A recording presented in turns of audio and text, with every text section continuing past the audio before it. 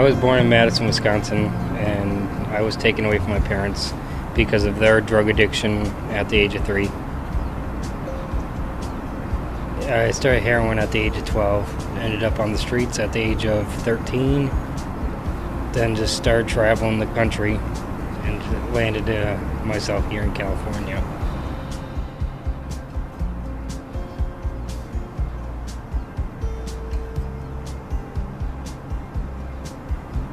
I'm living down by the LA riverbed. We have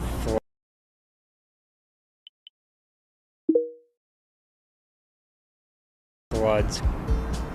When it rains, the waters can come up pretty quickly and flood us out, so it can be stressful in that sense, but it's also very relaxing being out here with the sound of the water at night. It's hard being on the streets for 10 years of your life so far, on and off. So I just do stuff to keep myself busy. Everything I do is a stress reliever. I started doing culinary arts my freshman year of high school, and it just helps me.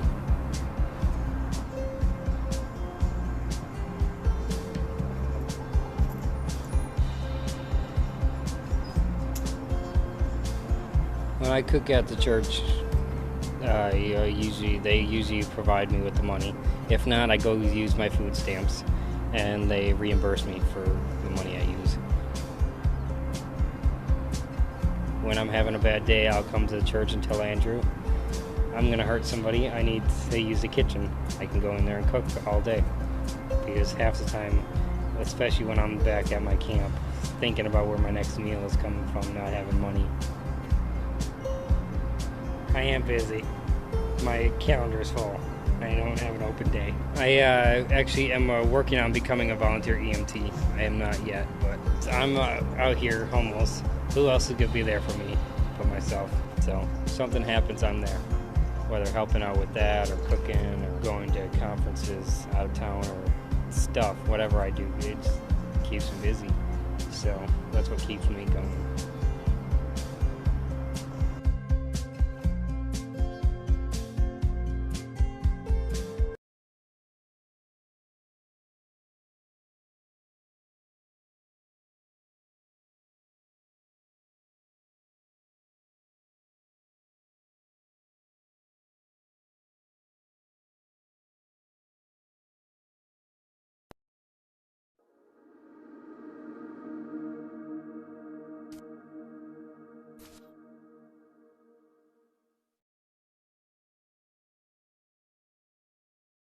They start the wake-up calls at like 4:30 in the morning. That's when all the lights come on. They turn on TVs no matter what.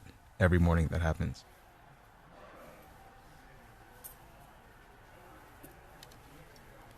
And that, for me personally, that's getting up late.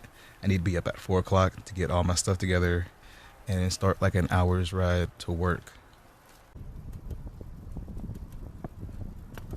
I bike about 25 to 30 miles a day.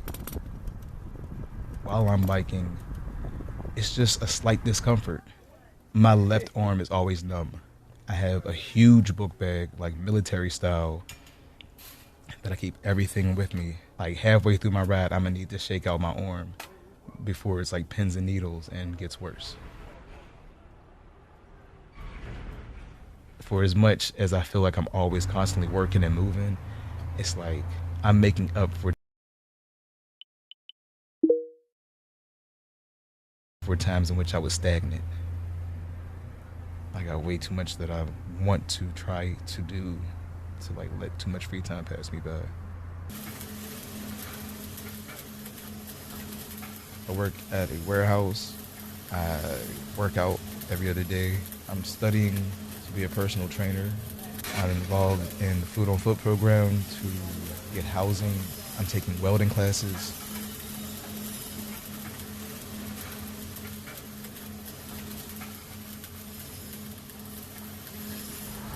I'd rather be exhausted bettering myself and doing something than to be in the state that I was in.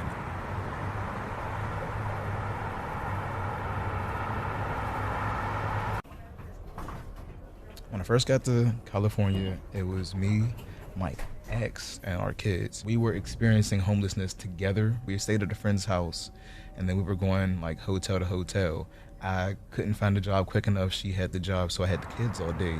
And realizing that she's at work for 15 hours a day, I'm with the kids all day. We were both like being stretched to our max and not having a stable place night by night to stay.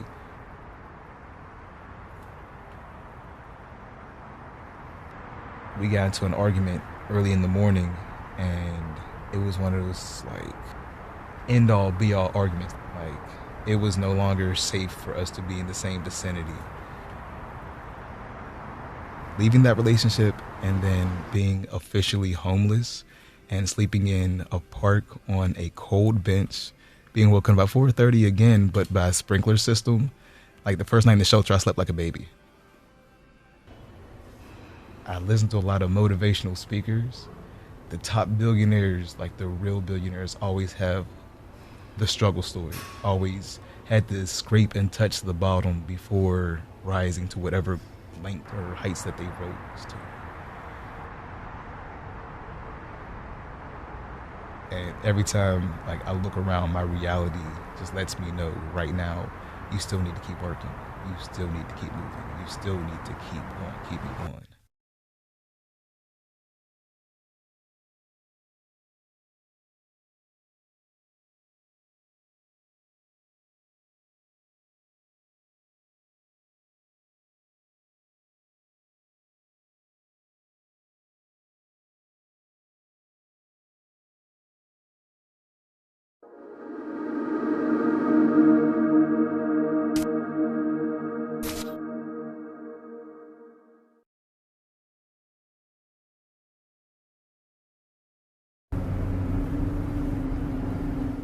This is where I normally wake up in the morning.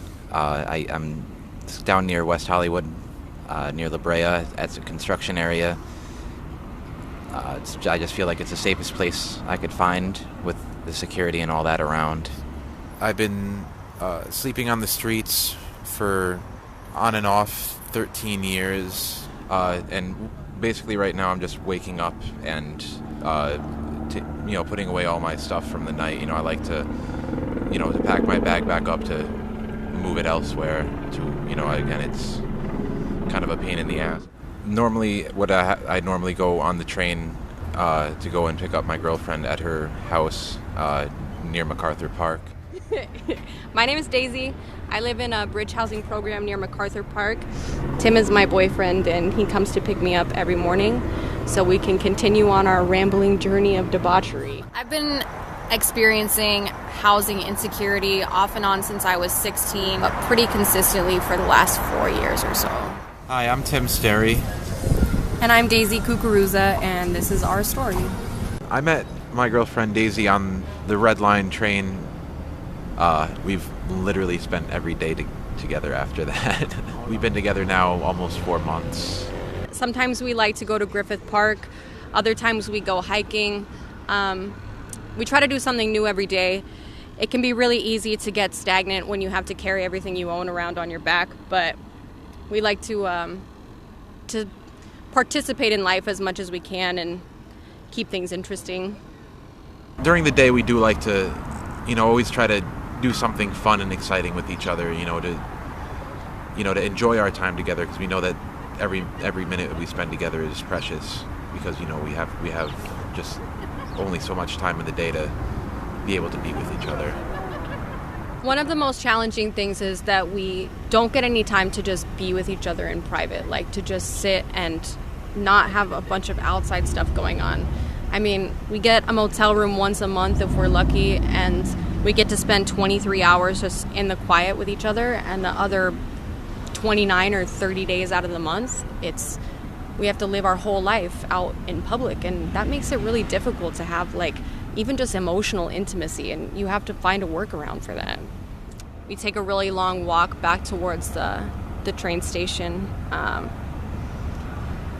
It's probably the hardest time of day because we're getting ready to separate for the night, and that's a really difficult thing for both of us to do. Really, at the end of the day is when all the heavy thoughts come into where I'm so thankful to have her, but I'm also so resentful at the fact that I can't be with her all the time to keep her safe.